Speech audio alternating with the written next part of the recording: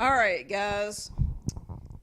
Excited about this message. I think it's going to help some folks out, and I'm hoping and believing that it will help some people who are stagnant move forward and make progress in their lives. I'm talking to some stagnant people who really are just holding up their own progress, and also they are holding up worship of God, whether they realize it or not. And you might be thinking, what do you mean? How can a person not know that they're holding up worship to God? It'll make sense. Just give me a moment to get there in this message.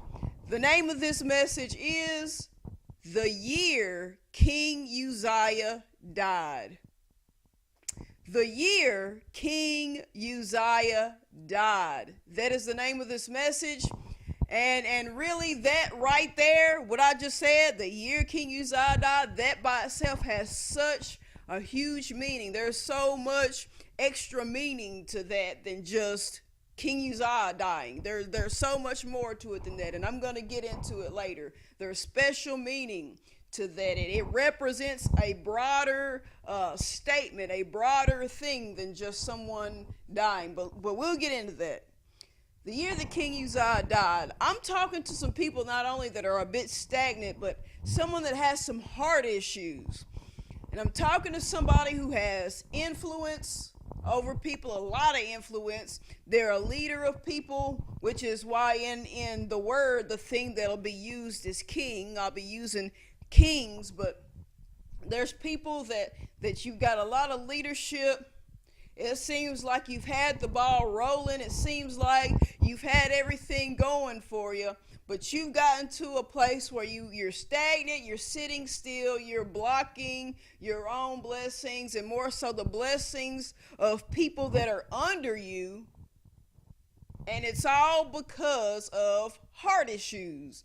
And what I mean is this: maybe your intentions and your motives are not pure. And so maybe it's causing God to take a step back and say, when you're ready to get your heart right, when you're ready to let me come in and make some adjustments, you can move forward. So I'm talking to somebody that maybe your intentions are not the way they should be, and maybe you've got things in your heart like too much sadness from years ago, too much hurt that you won't let go of. Maybe you've got a lot of bitterness in you from past things that you haven't quite moved on from.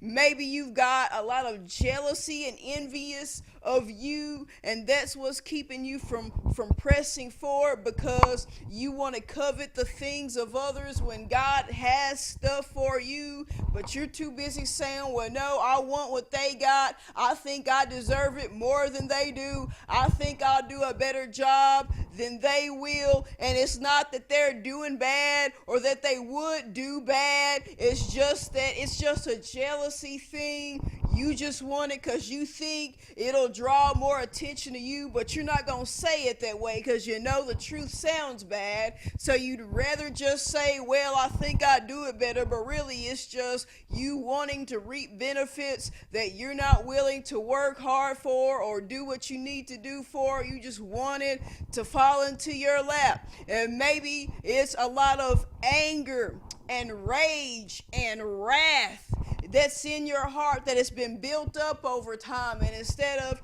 releasing it and letting it go and giving it over to God, now you're just this ticking time bomb. Or maybe it's to the point where you've got a lot of vengeance in you.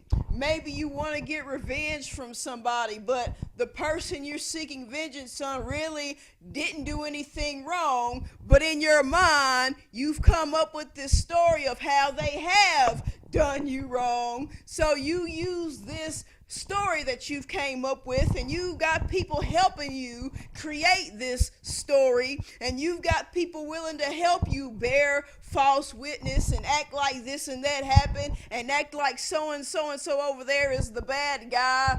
But really, in all reality, you make them out to be the bad guy so that you can, quote unquote, get what's yours and get vengeance and get payback, even though they really haven't done nothing wrong. But it's a heart issue thing, and even if they did do you wrong, you should know that vengeance is for the Lord and that God will take care of it in his time, in due time, in the time he sees fit. But instead, you would rather hold on and be mad at stuff and be upset with stuff and be bitter and be butthurt and not let go and let it build up in your heart to where it hardens your heart, and then you start getting calloused on the heart, all because of something irrelevant, all because of something you should have already let go of, but you decided to drag it out and take all your aggressions and your hurts and your so-called hurts, your imaginary hurts, out on the people that are under you, and either you're going to take it out on them or they're going to be on your side and do nonsense with you. It's like they don't have an option or many options. They just have the two options of either you're going to do this my way and be full of crap just like me, or you're going to get crap done. Either way, these are your only two options. These are the only two options. So this is where you're at, whoever this is for. And you're wanting something so bad. But the thing that you've got to realize, the thing you've got to accept, whether you want to accept it or not, because God's not going to go by feelings, whether you realize it or not, you have to be willing to let God come in and work on your heart issues. You've got to let things of the past go and even things of the present go. Let go of things that don't matter and that are irrelevant. Let go of these imaginations that you've created to try to drag someone else down out of spitefulness or out of jealousy or out of revenge, whether it be real revenge or some fake revenge you've made up to hurt somebody for no reason. Whatever it is causing a heart issue that is holding back on worship, the true worship of God. And you might say, what do you mean? Well, you might speak a good game. You might talk a good game and talk about how much you love God. And you might even go in the church house and put your hands up in worship. But it's kind of like when Jesus was talking to those folks in the Gospels and he had to say to them, you honor me with your lips, but your heart is far from me. So you're just putting on a show and you're worshiping God and you're saying all these nice things to put on a show for others. But even though you might trick people, you can't trick God. And so while other people might be deceived and some people know you're full of it, but they just ain't gonna say nothing, God knows your heart. So he sees you saying stuff, but he knows there's no heart behind it. You don't mean it, because really, the only way you're really truly going to give him worship for real is when he gives you what you want. But that's not how it works. You don't just give up on God because you don't get what you want. You don't give him false worship or half behind worship just because you think that God will quote unquote take the hint and eventually give you what you want, and then you give him all the true worship and honor and praise. Oh no, that's not how it works. You want what you want, you've got to submit. You've got to give God your all. Otherwise, you'll find yourself going to other means, going to other folks trying to get what you want instead of getting it from God. And you will find yourself trying to be exalted by men at a time you should be exalted by God. Let's get into this. I got to get into scripture. Go ahead and go to 2 Chronicles. Let me just get a drink of water real quick. Go to 2 Chronicles. Go to chapter 25.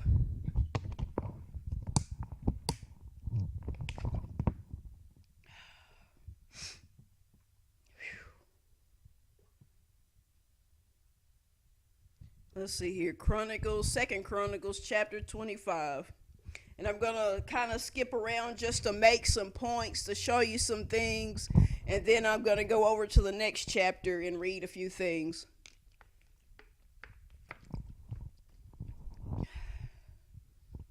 All right, here we are. Just starting here at verse 1. It says Amaziah was 25 years old when he began to reign, and he reigned 29 years in Jerusalem, and his mother's name was Jehoadan of Jerusalem. And he did that which was right in the sight of the Lord, but not with a perfect heart. So here you have Amaziah, this king who it's like he's on the right track, but he's just not doing everything with a perfect heart. There's a heart issue. But let's keep going. Let me skip on down here. Let's skip on down. Look at verse 14. It says, now it came to pass after that Amaziah was come from the slaughter of the Edomites, that he brought the gods of the children of Seir and set them up to be his gods, and bowed down himself before them, and burned incense unto them. Wherefore the anger of the Lord was kindled against Amaziah, and he sent unto him a prophet that said unto him, why hast thou sought after the gods of the people, which could not deliver their own people out of thine hand? So let's look at what's going on here. First of all, Amaziah, even though he's supposed to be serving the Lord, the one true God, our God, the God of the Bible, what he's doing is he's doing crazy stuff like that they'll have victory over some people who worship false gods, and then he goes and gets their gods, their statues or images or whatever of their false gods, and then he has the nerve to bow down to them and burn incense for them. So he's worshiping these false gods. And you would stop and say, anybody with some sense, in my opinion, would stop and say, well, hold on. Well, why in the world would you want to worship the gods of these people that were just destroyed? You've destroyed some people, but now you want to go after their gods and worship them. But if their gods couldn't save those people from you or anybody else, then why would you want to go and worship those gods? That didn't even make sense. That's going backwards. What kind of sense does that make? Obviously, they ain't no good. Why you going to worship them? And God, Lord, in capital letters, our God, the one true God, is angered. So he sends a prophet to come reason with Amaziah, to try to talk some sense into him. And that's exactly what this prophet says. He says, why in the world have you sought after the gods of these people that couldn't even save them out of your hand? I mean, come on. Look at this, verse 16. And it came to pass as he talked with him, that the king said unto him, art thou made of the king's counsel? Forbear, why shouldest thou be smitten? Then the prophet forbare and said, I know that God hath determined to destroy thee, because thou hast done this, and hast not hearkened unto my counsel. So he's trying to reason with him. And Amaziah is getting a little smart, saying, who do you think you are? Are you a part of the counsel that I should be listening to? And the prophet's trying to tell him, listen, now I see why it's like your destruction is coming. I'm only trying to reason with you, but you don't want to listen. And what you must understand here is this prophet that's coming to speak to him, he's not being in his business, so to speak. He's not trying to start trouble. He's not trying to be bossy. He's doing the right thing. Because you see, if the king has all these wacky ideas and he's doing all this stuff and he keeps turning further from God, he will cause the people that are under him to do things that will turn them from God. He could possibly cause his people to in some way either worship false gods or commit idolatry in some way, even if it means making an idol out of his own self. And so the prophet probably has the mindset of, well, if you keep going this route, you're not going to only cause trouble for yourself with the Lord, you could cause trouble with all the rest of us that are under you as well. So I'm not just looking out for you, I got to look out for myself too. So he's not just being nosy and being in the king's business. He actually cares. He's actually trying to reason with him. Not trying to be a boss or a bully. He's using logic. Let's look at this verse 17. Then Amaziah, king of Judah, took advice and sent to Joash, the son of Jehoahaz, the son of Jehu, the king of Israel, saying, Come, let us see one another to face. And Joash, king of Israel, sent to Amaziah, king of Judah, saying, The thistle that was in Lebanon sent to the cedar that was in Lebanon, saying, Give thy daughter to my son to wife. And there passed by a wild beast that was in Lebanon, and trode down the thistle. Thou sayest, Lo, thou hast smitten the Edomites, and thine heart lifteth thee up to boast. Abide now at home. Why shouldest thou meddle to thine hurt, that thou shouldest fall, even thou in Judah with thee? So now Amaziah is so puffed up and on this high because of heart issues. He's trying to start trouble with this other king, and the other king really gets real smart with him, and he's trying to get him to see, listen, you're doing this because your heart is lifted up to boast. In other words, you're on your high horse. You got, your shoulders up and your chest all out, acting like a hot shot. But what you're doing is causing yourself to get in trouble. You're causing your own fall, your own destruction. You're going to cause some people that are bigger and badder than you to tear you down. You don't need to do this. You need to stay home. You need to chill out and calm down and collect your thoughts and not let your heart run away from you, because you got some stuff in your heart that's got you puffed up. You don't know who and what you're messing with. So this is what's going on with Amaziah. This is the type of trouble he gets himself into because of the heart issues.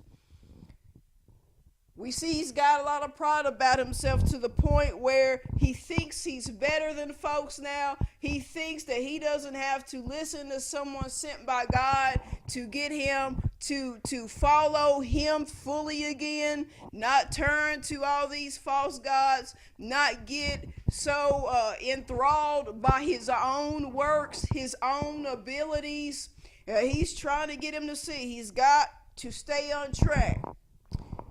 And so verse 27, skipping down to 27, it says this: Now after the time that Amaziah did turn away from following the Lord, they made a conspiracy against him in Jerusalem.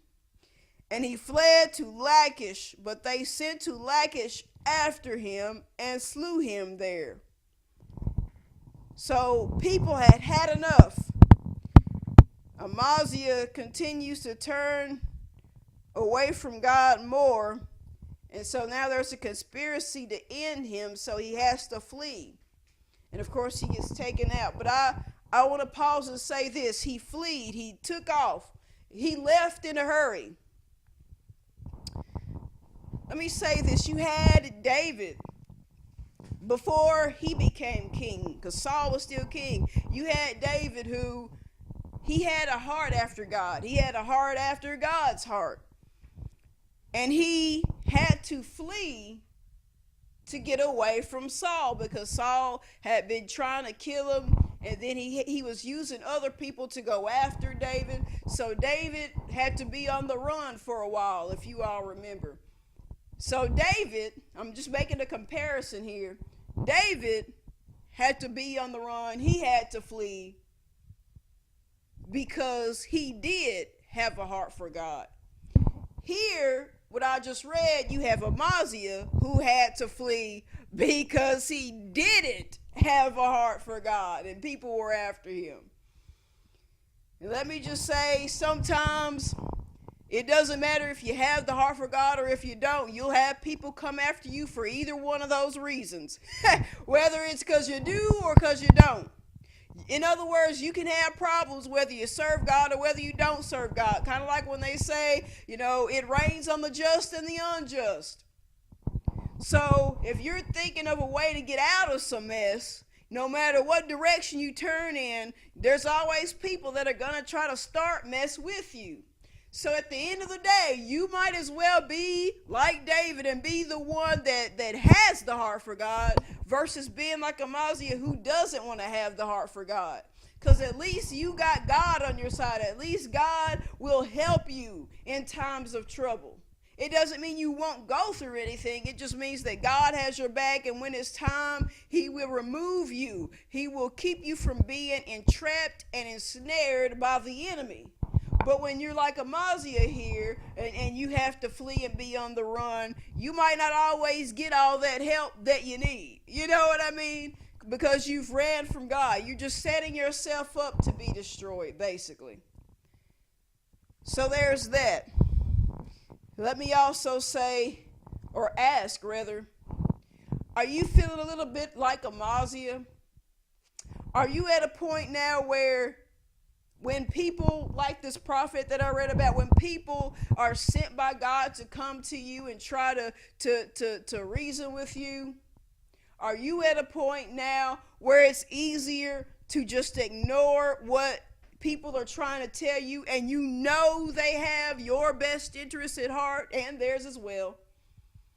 They're not trying to be mean. They're not trying to boss you around just because you're high up on the totem pole. They're not trying to go on a power trip by saying, well, let me tell him what to do. Let me boss him around. They're not trying to be bossy. They're not trying to belittle you or whatever, or overstep your boundary or whatever. But you let the fact that you're kind of high up here, that you've got some influence, that you're the boss of some or many or whatever, you let it go to your head and you think that you don't have to listen to what anybody ever has to say, even when they're sent from God to say, hey, not only are you causing trouble for yourself, but you're going to cause trouble for others. If you care about yourself and what you got going on, and even if you don't, at least care enough about us, those that have helped you and served you and covered for you when we knew you were in the wrong. Listen, take heed to what we are saying, please. But maybe you're at a point where you think that because you got it all figured out, which you don't, because you're not God, come on, but you think you got it all figured out, you don't have to listen to them. You see, they're just trying to help, but you ain't got to listen. Let's keep going. Let's keep looking. Go right over to the next chapter, chapter 26. And let's look at verse 16, starting at 16. It says this. Well, let me say this. At the end of that chapter I just read, 25, of course, Uzziah dies.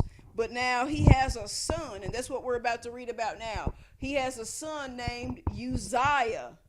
And like I said earlier, the name of this is the year Uzziah died. So he has a son, Uzziah, very young when he becomes king. And when you read up until this point, a lot of good things are said about Uzziah. But now let's look here at verse 16. It says, but when he was strong, his heart was lifted up to his destruction.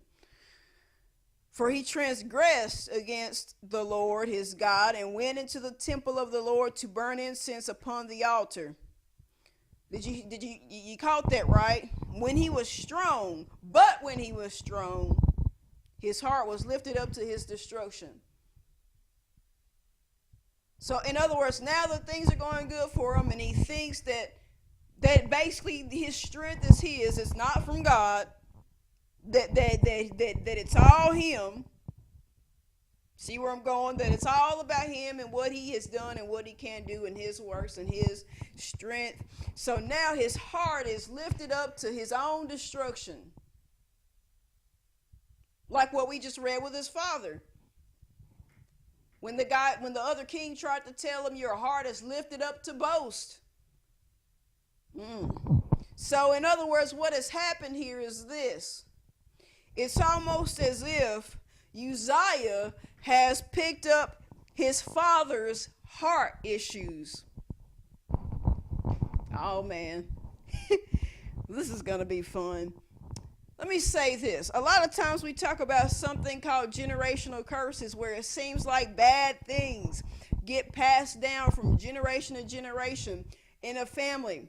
And it's not good, because it's almost like the enemy, it's like the devil has convinced people to accept generational curses. It's like he has got it in people's minds that it's okay, that if you have an issue that other people have had that's negative, that it's okay because it just means you're a part of the family. It just means you're legit. But you don't have to accept things passed on to you. In other words, what I mean is this. You'll have people that say, well, you know, my mother and her grandmother and my aunt and all these women in the family, they've had breast cancer, so that must mean I'm going to get it too. So I have to accept the fact that ahead of time that it's probably going to happen. Or, oh, well, my dad and my grandfather and my uncle and all these other people in my family, they had prostate cancer, so I have to go ahead and accept the fact that I'm probably going to have it too. No, you don't. Oh, well, you know, my cousin and you know, all my cousins, they've all had high blood pressure, and so now I gotta accept. No, you don't. You don't have to accept it. You don't need to spend time mentally preparing yourself for illnesses and diseases, infirmities, or what could be a spirit of infirmity. You do not have to spend time meditating and preparing your mind and your soul to accept something that you don't have to. You don't need to feel like you have to have something wrong with you just to fit in with the rest of the family, just to prove that you're worthy of that last name. No, you don't. You don't have to be okay with it. You don't have to accept it. You don't have to have it in your mind that you're only going to live to be 50 something. No, you don't. Well, that's how it was with everybody else. But it doesn't have to be that way with you. It doesn't have to. You don't have to accept it. You do not have to. Because the more you embrace it, the more you're just bringing it on yourself sometimes. The more you're just opening your body and your soul to it. Like, okay, no biggie. No big deal. It's almost like you're giving up. Not only are you preparing for something bad that doesn't have to happen, but it's like you're preparing to lose before the battle even happens. You're just ready to lose. Why? And when people have this going on, it's almost like they never stop to think, maybe we can go to God about this. They never think, let's go to church and let's hit the altars and pray together about this. They never want to think, well, let me go up there and take somebody and let's pray for them, or let's pray for me because I'm determined not to carry on this curse. I'm determined to overcome it, not just for myself, but for generations to come. They never want to think, well, let's get up here and intercede for some family that's in the hospital. We don't want to even think about it. It's crazy. We just accept it when we don't have to. When we should be speaking life over ourselves and speaking good health over ourselves and each other. But we just speak it into the atmosphere. We speak the negative. We speak the curses on each other and even ourselves. We don't have to do that. We do not have to accept that. And that's one of the ways that I definitely believe that the devil has come in. But listen, the point I wanted to make when it comes to what I just read is this. If you're not careful and you keep doing what you're doing, and you have influence over people under you, in a way you're setting them up to open up and embrace your heart issue, because you accept it and you want everybody else to accept it. You're not giving yourself a chance to break from it, so you don't want anybody else to have a chance to break from it. So it's like you're just intentionally passing it on down the line. And so what you're doing, if you're not careful, is if you're kind of like a Uzziah here and you just have an issue, it's like you're gonna set your son or your daughter up to just, like you're passing down a crown, but not a crown, just a heart issue. Like, here, let me pass it on down to you. You grow up seeing me have these heart issues, and you'll get so tired of it. But then later, you'll end up being like me, because I won't teach you any better. You'll be as mad and miserable and stuck up and self-righteous as I am, because you'll think you're entitled because of how I did you. So now you'll grow up doing folks the same way I did you, because you'll be thinking, well, now it's my turn. Now it's my turn to get what's mine. I've gone through all that. Now it's my turn to step over folks and do people any kind of way so I can get what I want. And then you just start a cycle, something that keeps getting passed on until someone decides to break the cycle and say, I've had enough. Let me ask you, do you really want to do that? Do you really want to be someone who passes that on to someone you supposedly care about? And let me ask you, is it something that was passed on to you that you just accepted? Did you have a mother or father that was kind of like Uzziah and Uzziah? You just had heart issues that you wouldn't let go of. You had to take stuff out on everybody. It had to be all about you or nothing else. Everybody that tried to reason with you, you just made them out to be an enemy. And they did it, and now you do it, and now you're fixing to pass it on to somebody else who looks up to you. Do you really want to do that? Do you want to carry this on to your son or your daughter? That they got to be miserable the rest of their life just like you? Do you really want to do that, or do you want to stop it, not only for them but for yourself now with the time you have left? Think about it. All you got to do is go to God, but you won't, because you're too busy wondering, well, am I going to get my way? Let me see if I'm going to get my way first. Seriously? And you know it's not even how it works. Let me move on. Let me go on. Anyway, it says that he went in to burn incense upon the altar. Now, you would think that would be a good thing, right? Burning incense. In other words, kind of like he's worshiping God. But hold on. Check this out. Let me get some water real quick.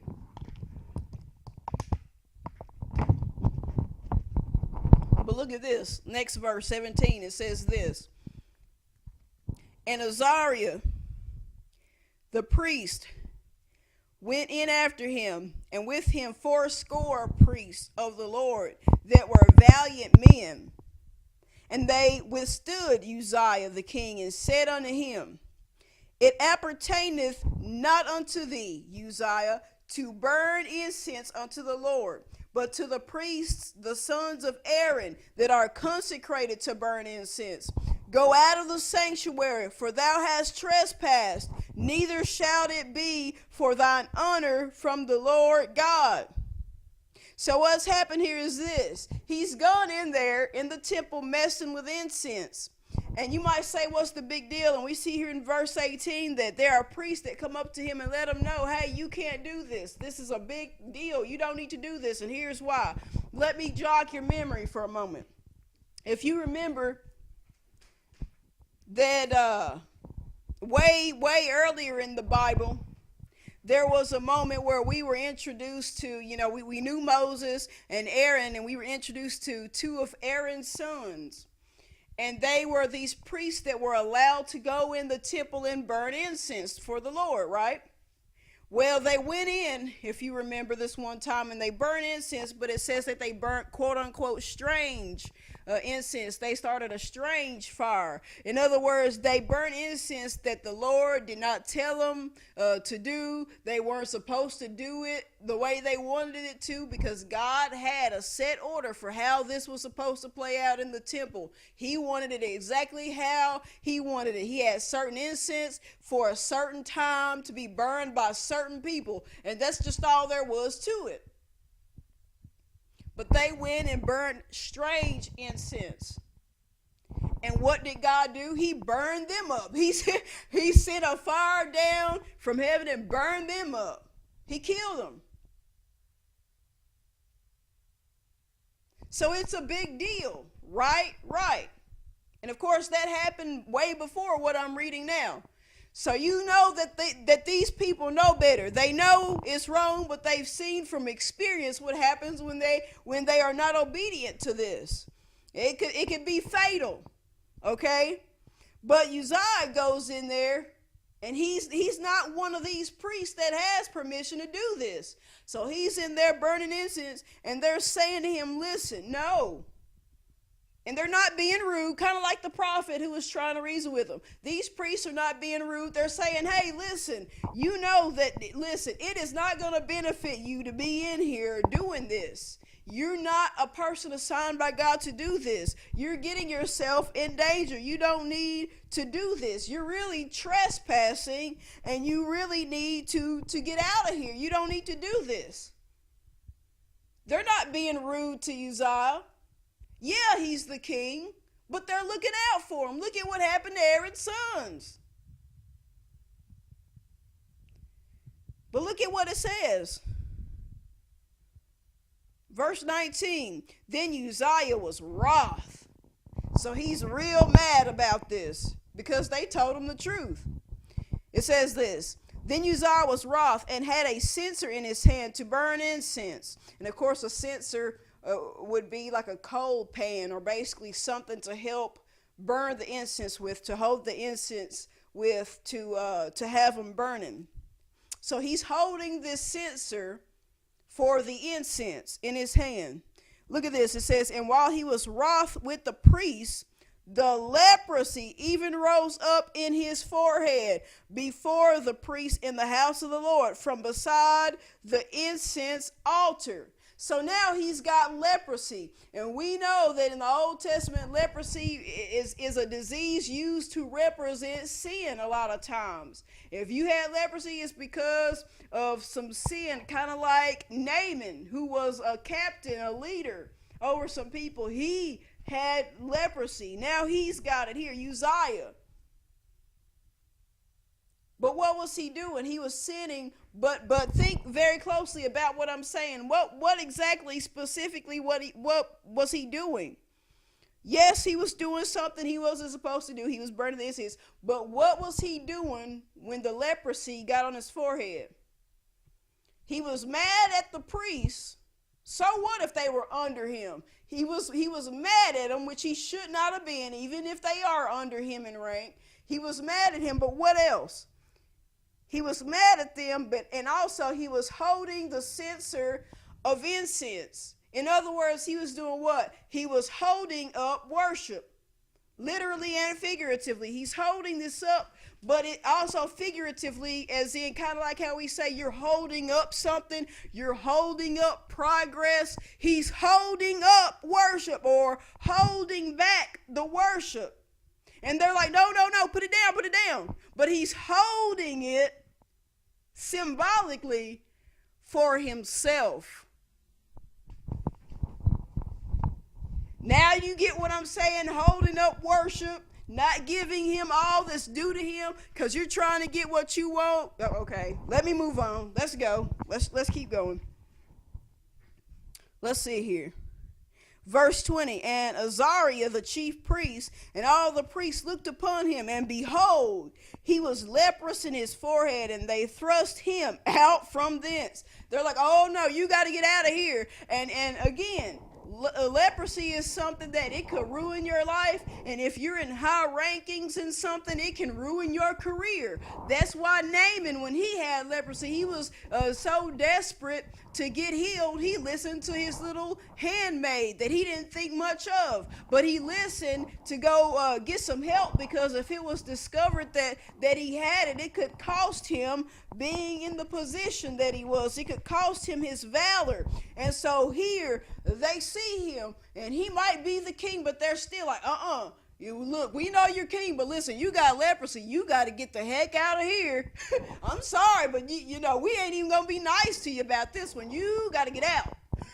Because they're like, we ain't gonna get this from you. This is not gonna be a contagious outburst of events here. You've got to go.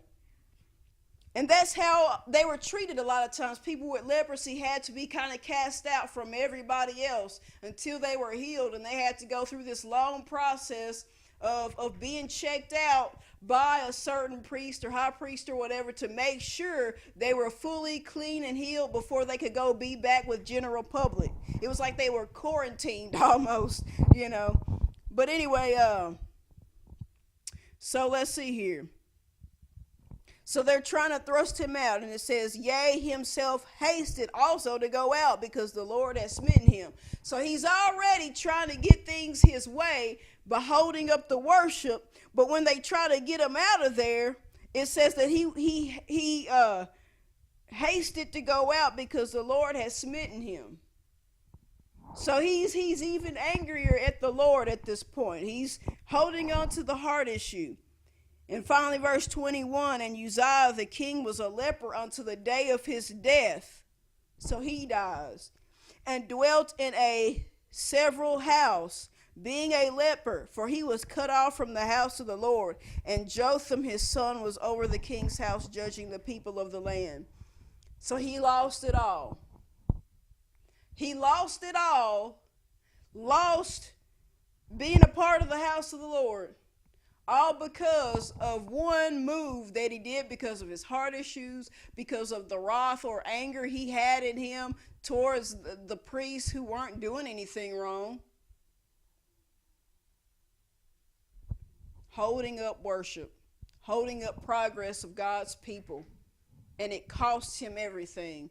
Do you really want to be someone that holds up progress for God's people, that it costs you everything? Because let me tell you, if you listen to the sermon, not the last sermon I did, but the 3-part sermon I did before this one, if you listen to that one, you know that I know that there are people that literally will lose it all just trying to get their way.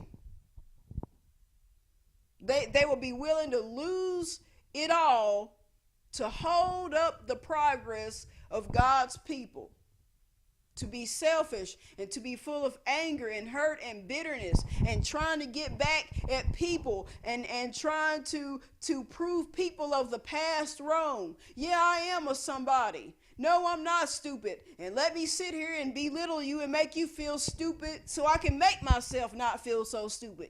That type of stuff. That kind of stuff will cause people to lose it all. Go with me to Isaiah. And Isaiah will be the last book that I go to, and there's only a couple of parts in Isaiah that I need to look at. The first is in Isaiah chapter 6, and we only need to read one verse here.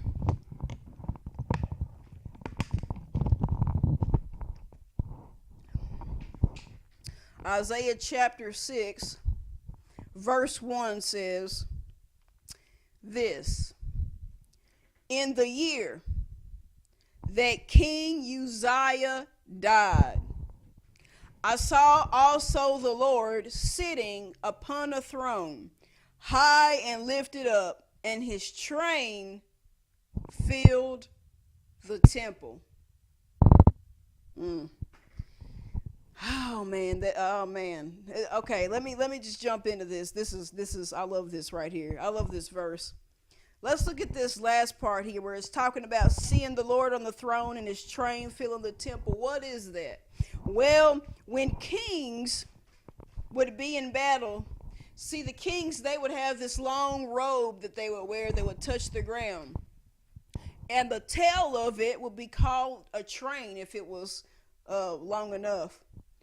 And so what would happen is when people went into battle, when armies went into battle, the king of the winning side would go out there on the battlefield and go over to the dead king, the king of the losing side, and he would cut a piece or tear a piece of that king's train off of his robe, and he would have it added on to his robe to make his train longer. So every time he won a battle, he would have more pieces of cloth to add to his robe, and it would make the train longer and longer and longer.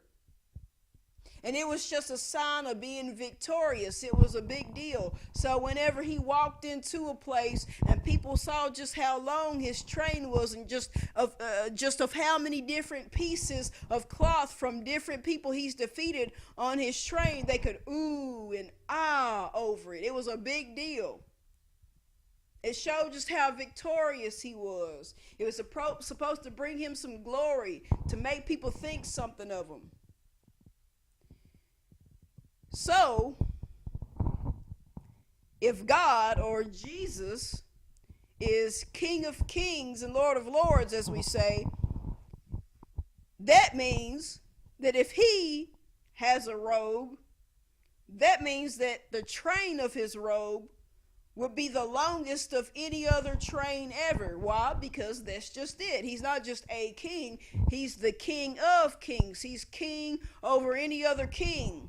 He's victorious over anybody and anything. And it's thanks to him as Christians that we get to be victorious. Right?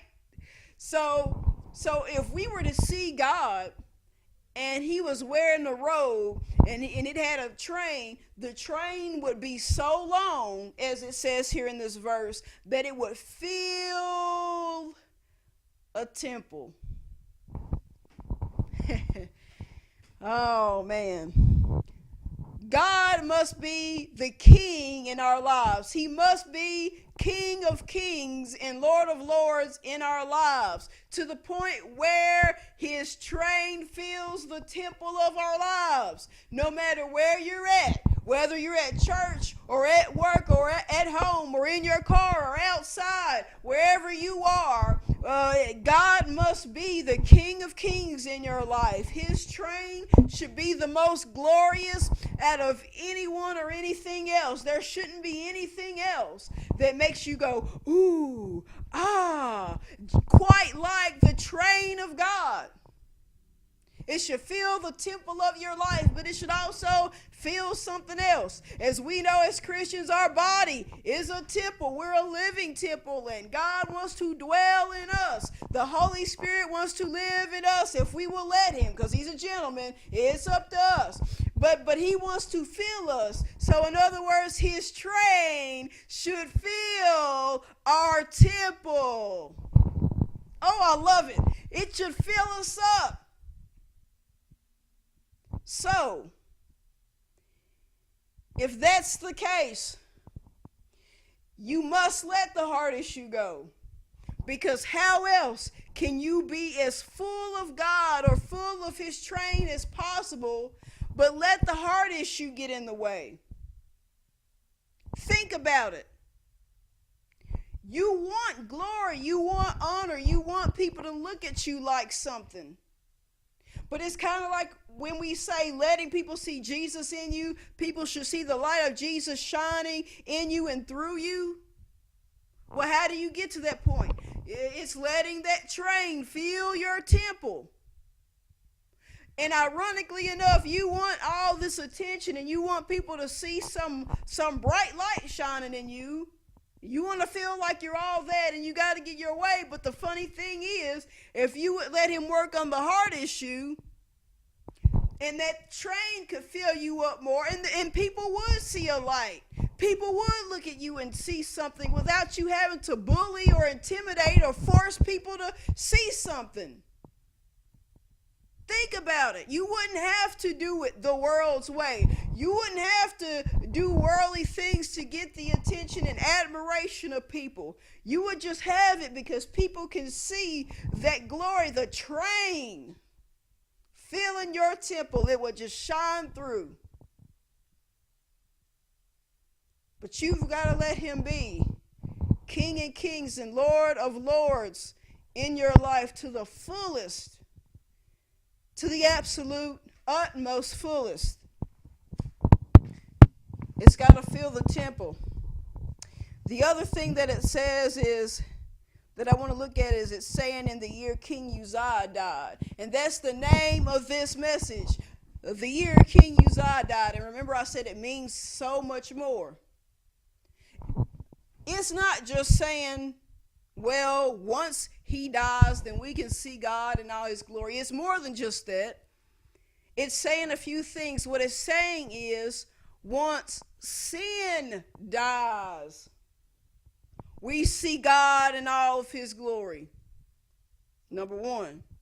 Once our heart issues die, we see God in all his glory. And here's the big one. When God gets all the worship that's due to him, we see all his glory. Not when we kind of sort of give him something. Not when we wait it out to see if he's going to give us our way, because he sees we're going to purposely hold up progress if he doesn't give us what we want. It doesn't work that way. It doesn't work that way. It's all or nothing. So you have people that want to see God's glory in a way that they haven't seen it before in their lives. There are people waiting to see that latter glory be so great and so amazing, and see how it's going to be more awesome compared to the latter glory. The former glory. They're wanting to see it, this latter glory. They're wanting to see this huge thing happen. They want to see God move in ways they haven't seen it in years or ever. How do we get to it? The answer is so simple.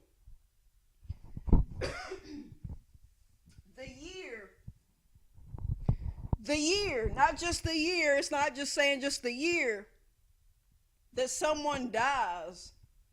It means more.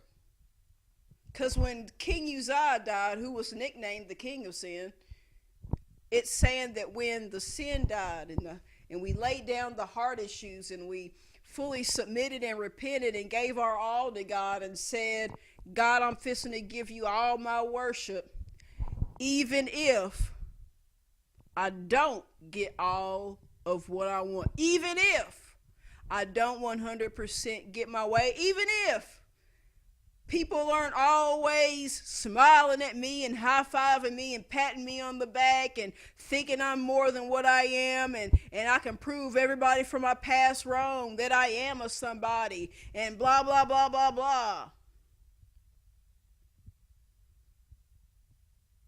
It's when we let go of the personal agendas that we use to keep everybody else sitting still and purposely hold up the progress of God and holding back from giving our all to God, where we just say things with our mouth.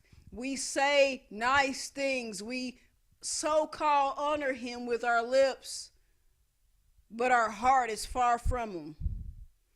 When we get out of that, the year or the moment, the time that we give it all, that the flesh dies, that's something else that it means. Not just King Uzziah, but the year or the moment that our flesh dies out and we let our spirit man rise up and we start to worship God in spirit and in truth, because God is spirit and truth. That's when We see God on his throne in all his glory with his train filling the temple. That's when we see it. Let me move on, because I'll stay on that one forever. I've made the point that I want to make. And I want to say this real quick before I go to this last spot here in Isaiah. And it's in chapter 14. There may be people that would say, well, you need to explain what these people need to do that are in this situation, that are being like Uzziah and Uzziah.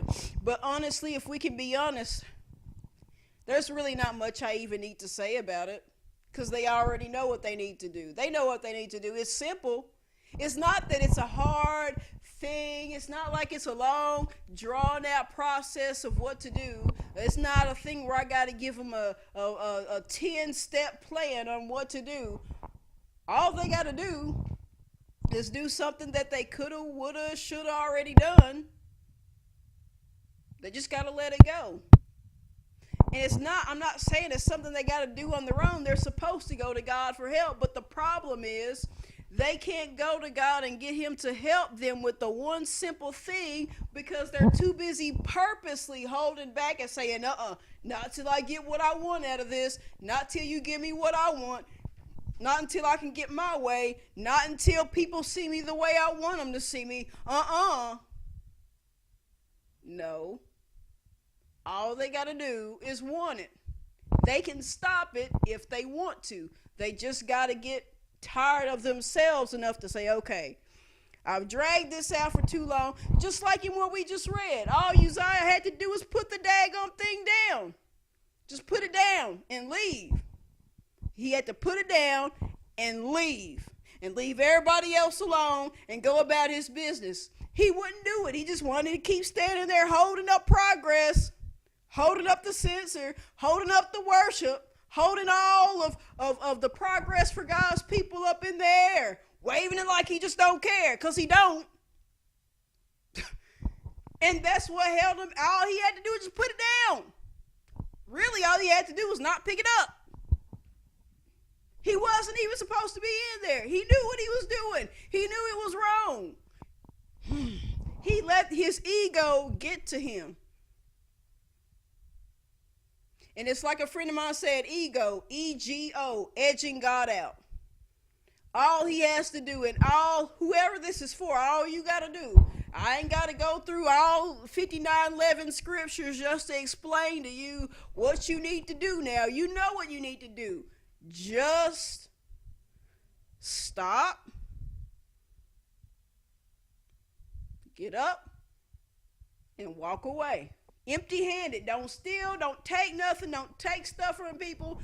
Just get up and move on. Because you know you're not going to do right. Just move on. And let people come in that are trying to do the right thing, that will continue to be about building up the kingdom more so than exalting themselves. That's it. Well, I'm not going to get what I want. Well, this is what I wanted. Blah, blah, blah, blah, blah. This ain't the time and place for that. You know what you need to do. I don't have to go and give you 23 verses on how to fix it, because the answer is as simple as pop. Just quit. Just stop what you're doing. Stop the nonsense. Get up, walk away. Go on about your business and submit to God. If you do want to try to do right, because see, that's if you don't want to do right. If you do want to do right, just submit to God. Just say, God, okay, I'm ready for you to work on my heart. But this time you actually have to mean it. You can't just say it and go through the motions. You've got to mean it. And you've got to go through with what God is wanting you to do. That's it. So here we are. Last thing I want to show you, Isaiah chapter 14. Starting at verse 12, it says, How art thou fallen from heaven, O Lucifer, son of the morning? How art thou cut down to the ground, which didst weaken the nations? For thou hast said in thine heart, I will ascend into heaven. I will exalt my throne above the stars of God. I will sit also upon the mount of the congregations in the sides of the north. I will ascend above the clouds. I will ascend above the heights of the clouds. I will be like the Most High. So this is Satan, formerly known as Lucifer, the devil who originally was an angel. A beautiful, magnificent angel who was very talented, because that's how God created him to be. But he rebelled, and he caused a rebellion in heaven. And then here on earth, he caused a rebellion with Adam and Eve, which brought sin in and caused trouble for all of us. We know the devil has caused so much trouble in heaven and in earth. But what did it start with? It started with this right here. In verse 10, it says, "For thou hast said in thine heart." In other words, all the stuff that was just said afterwards about being like the Most High God and setting the stars or setting his throne up above the stars of God and ascending into heaven and exalting himself. You see what he's saying? He's saying he wants to exalt himself, which is what some of you Amaziahs and Uzziahs are doing, exalting yourself. Not letting God exalt you, but exalting yourself. And mad because maybe God might be trying to exalt someone else besides you. So now you got to try to outdo that person and one-up that person and exalt yourself and use other people to try to exalt you. Because now you feel like you got to compete so you can still be relevant in the eyes of people when it's not even about that. But to start it all off, it said that he didn't just say out loud. It says he said all that. Lucifer or Satan said all that in his heart. He had a heart issue. And the heart issue that he had, that jealousy that he had, because he wanted all the worship and admiration that God had, which is why he wanted to exalt himself above God and try to be God. It was because of all that jealousy, because of the heart issue, because he couldn't be thankful for having the position that he had, which was an amazing position. I mean, he had it. He was this beautiful angel that was so talented. People believed that he was over the worship of heaven. So he was like this ultimate, songwriter, musician, producer. It's how we would look at it on earth. That's how we would view it. But you get what I'm saying. He had it all going for him. And it's not that he even had to work for it and earn it. God just created him that way. He created him to be awesome. And instead of just being happy and being thankful, he wanted the worship that God got. But he wasn't God. He was the created, not the creator, and he knew it. So, because of jealousy and because of his ego and thinking, well, I should get this and I should do that and I should be this, he wants to try to overthrow God.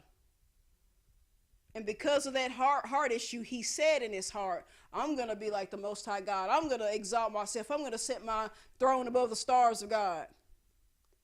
So what I'm saying to you, the Amaziahs and the Uzziahs that might be listening, do you really want to be like the one who started all the mess that we're in here on earth? Do you want to be the one? Do you want to be like the devil? Do you want to be like your father, the devil? And do the same thing that caused him his own personal fall, right? Because again, he was this beautiful angel in heaven, and now he's just this demon. He wanted to be king of kings, now he's just devil of devils. That's really it. And that ain't a title to try to brag about, let's be honest. That ain't nothing cute. Do you really want to go that route and be up so high and then fall so low? Because you were knocked down, you were struck down, like Lucifer struck down at a time you were trying to exalt yourself or use other people to exalt yourself. How shameful would it be at a time where you're trying to exalt yourself and do things man's way that you get struck down and fall down so far that people can't even recognize you? Because look at verse 15. It says, yet thou shalt be brought down to hell, to the sides of the pit. They that see thee shall narrowly look upon thee and consider thee, saying, is this the man that made the earth tremble, that did shake the kingdoms? Do you really want to get to the point where people look at you after your fall and then they say, is this the guy? Is he the one that had people so afraid of him? He's nothing. He doesn't look like anything at all. Are you sure he was this great, awesome guy? Because I don't even see what you're talking about. I'm looking at him. I don't see nothing. Oh my goodness.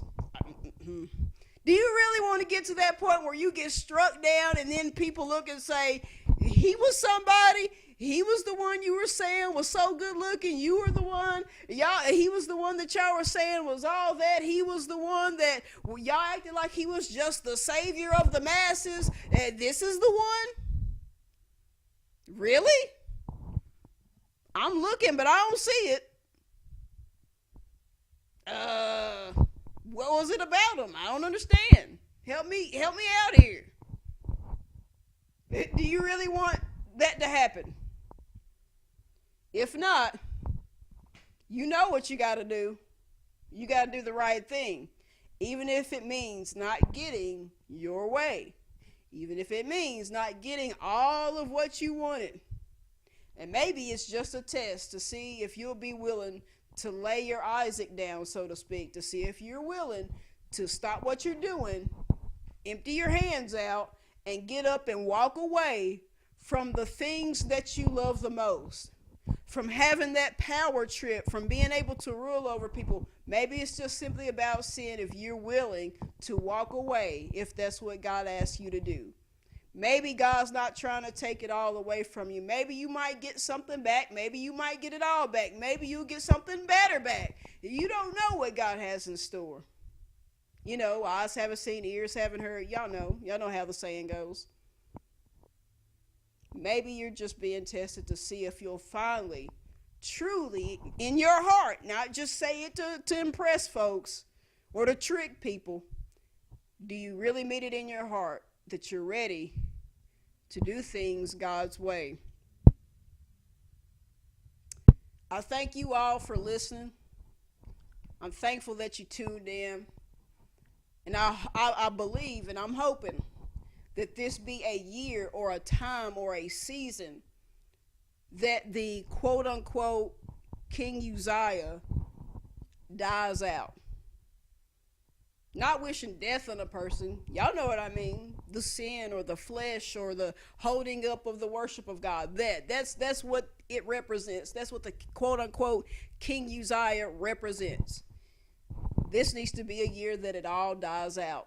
That it just fizzles out and just dies down, and we can just see the Lord in all his glory in that latter glory, in that latter rain. I thank you all for listening. I'll pray us out of here. Heavenly Father, I thank you for this word. Lord, I love you. I'm grateful for this time to minister this word, and I'm excited about it. I hope that people that listen, if it's for them, that they would they would be ready to say, okay, God, here's your worship back. Let me hand it over. Like when the police come with the gun and they say freeze and put your hands up, I just pray and hope that people would just do just that they would just freeze, stop right where they're at and just put their hands up and empty up all the worship that belongs to you. Because that's what we do, God, when we put our hands up in church and worship. When we put our hands up, we're showing submission. We show that you've got control. And I don't think we need the police for that. We just need you, God. We need to put our hands up. If we can put the hands up for the police, surely we can put our hands up to you and be under arrest, so to speak, to you. And Lord, I thank you, and I give you the praise, glory, and honor in Jesus' name. I pray, amen.